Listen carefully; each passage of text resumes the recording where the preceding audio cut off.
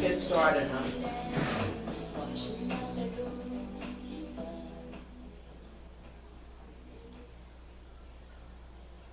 Okay, everyone, this is Professor Dariardi again, ready to do some videos to try to help you in this unit on theory, economic theory. And we have some material that we began just the other day. We started Keynes's math work, and I want to start presenting the pictures, the new diagrams that are going to be associated with all this math that we just learned the other day. So if you recall, our very first math problem with Keynes's MPC and MPS and multiplier started with this set of numbers. We had incomes listed by hundreds to 1,000. We had the consumption as this was. All that should be in your notes, from 50 eventually to 950, and a savings column, which was originally negative, right? And then eventually positive. And all that reflected a basic idea that y equals C plus S, right? That's the income side of measuring how well the economy is doing.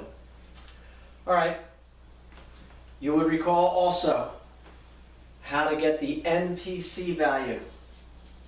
The MPC is the change in consumption over the change in income. So the change is all here along this income column. They're all 100. And the consumption differences, they're all 90. So 90 over 100 gives us an MPC value of 0.9.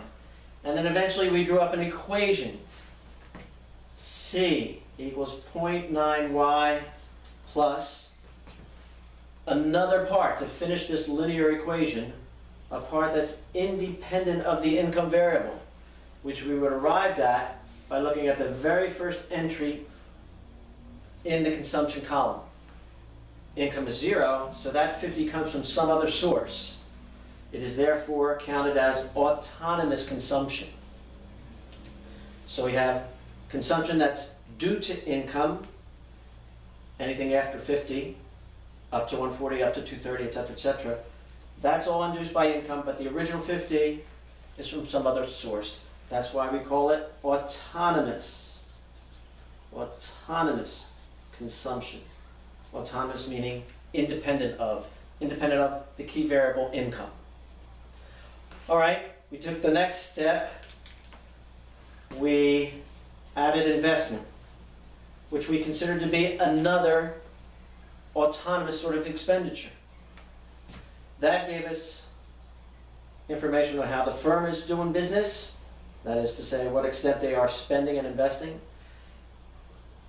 coupled with the household consumption equation. We're going to be able to put all this together for a C plus I. So the other day what we did is add 1,000 to get an equation 0.9y plus 1050.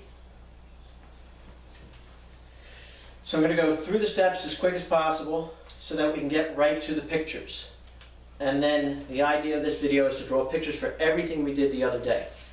All right, so hopefully you'll recall the first step. Substitute the income variable for C plus I, restate everything,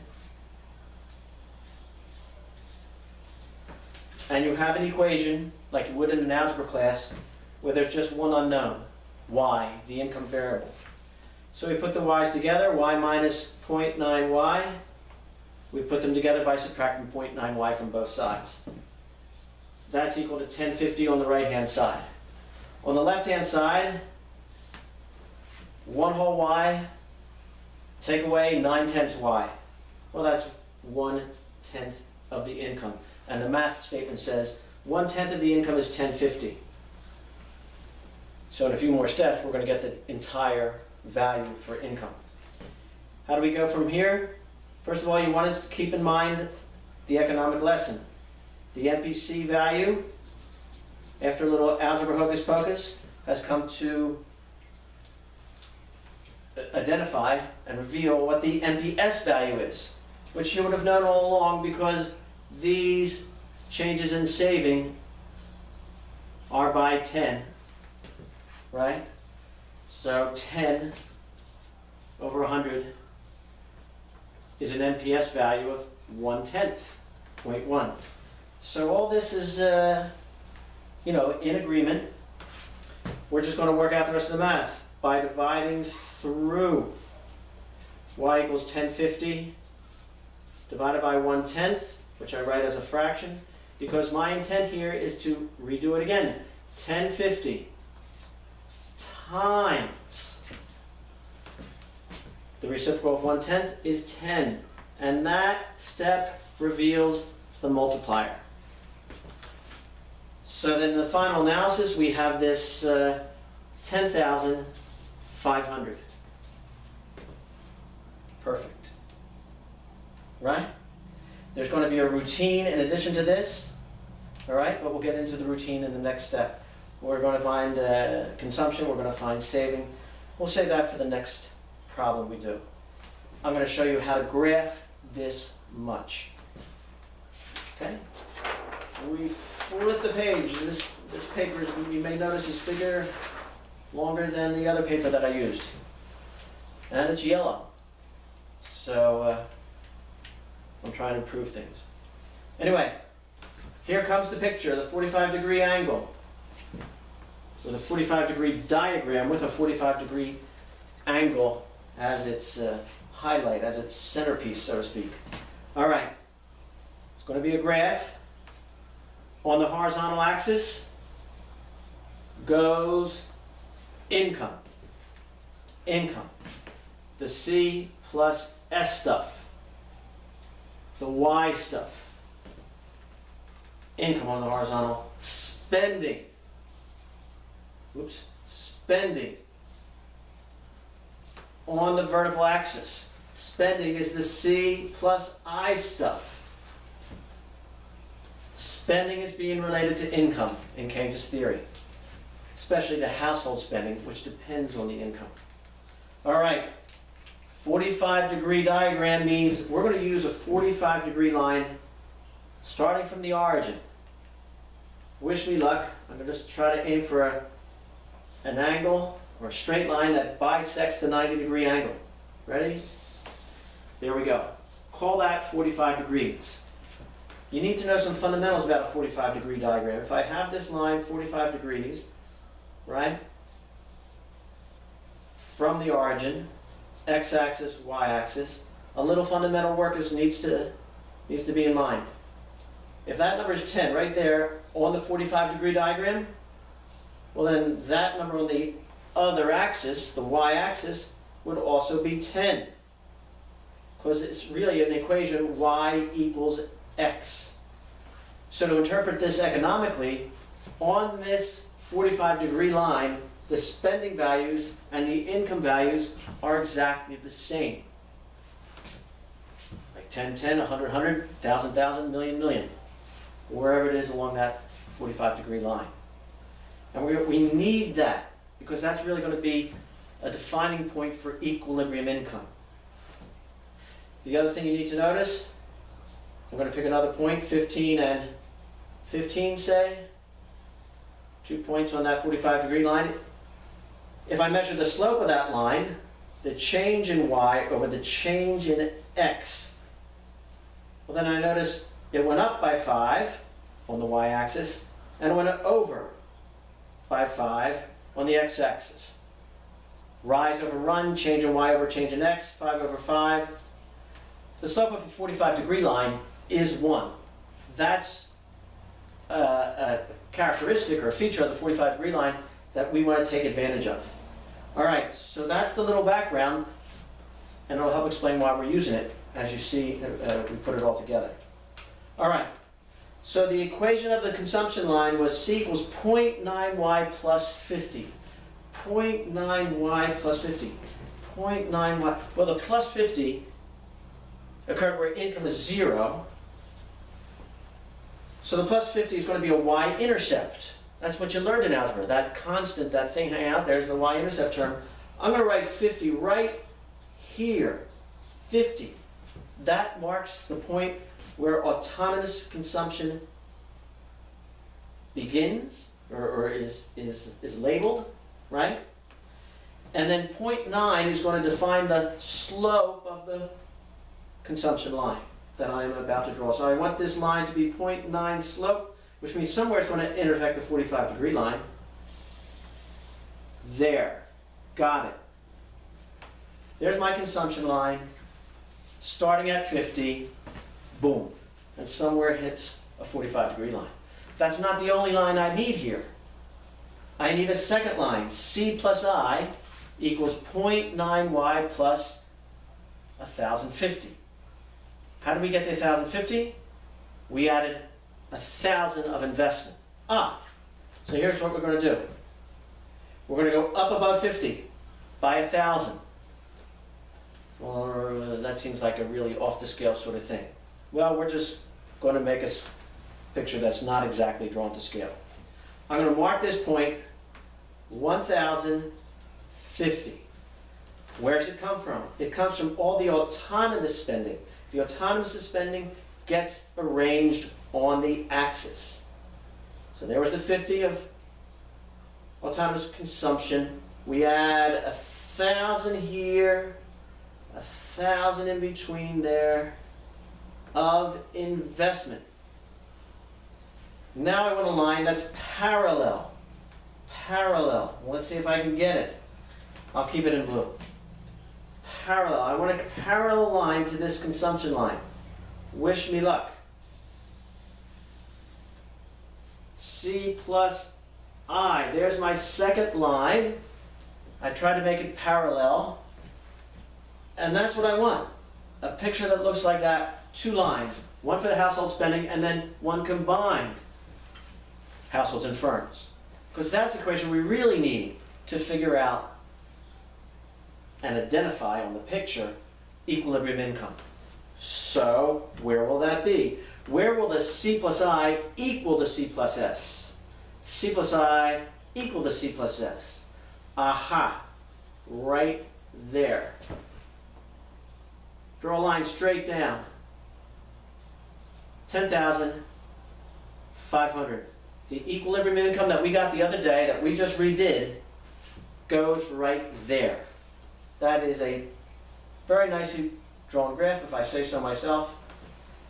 You're learning that is the most important point, because that point where C plus I intersects the 45-degree line, that is where we identify equilibrium income.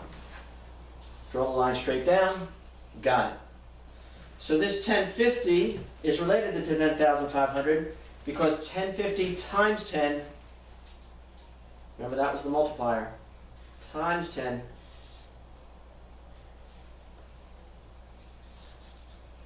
gives us 10,500. All right?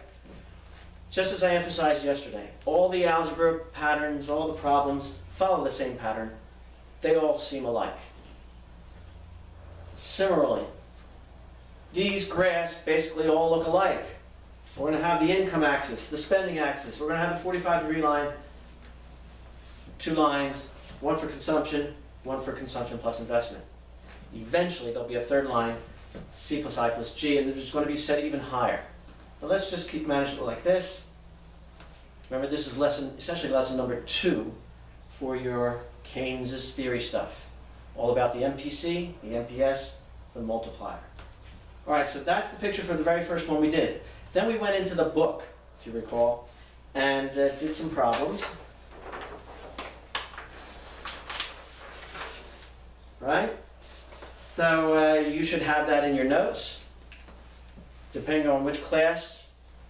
You know, I have 4 macro classes. We might have done 2 from the book, or maybe a third one, probably 2. I'm filming this video before I actually give that first math lecture. I'm filming this on the 6th of April. At any rate, let's go to the book, see what the next problem is that we did in class. C equals 0.8y plus an autonomous consumption of 3 30. All right, so that's from the book. Number 1. At the end of the Keynes chapter, chapter 10, end of chapter questions. Number 1. Right? All right, I'm going to add investment. Investment in this problem was 640.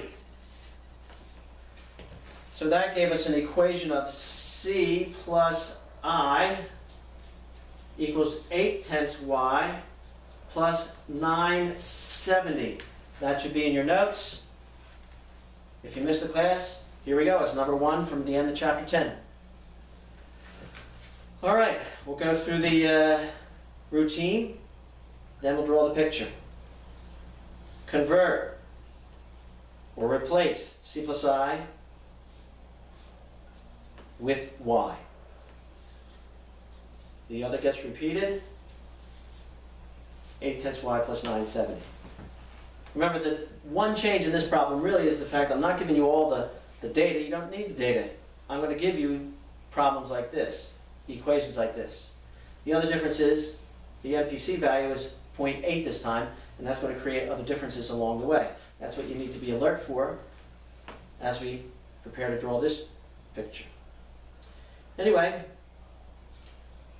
bring together all the elements of y. Y minus 0.8y is 970. That makes 2/10 y, because there's one whole y here. And we're taking away 8/10. If I take away 80 cents from a dollar, you got 20 cents left. 2/10 of income, or 1/5 of income, is 970. How do we get the income value in its entirety? Let's divide both sides by 2/10. On the right side, what happens is 970 divided by 2/10. Well, that's really 970 times 10 over 2. Of course, 10 over 2 is 5. 5, as we saw yesterday, 5 is the multiplier. And 970 times 5 is 4850. That is equilibrium income in this problem. All right, so this pattern just repeats itself. If you remember, I hope you do, we then started solving for the value of consumption. Since we got the 4850, we can use that. Watch. C equals 8/10. 4850 is the income value that we substitute into the y place. Plus 330. If you use your calculators, you're going to get 3880 here. That's the amount of consumption induced by income, plus what I begin to call Uncle Harry's gift. Somebody gives you a present for graduation, for getting married, for getting good grades, for your birthday. That's autonomous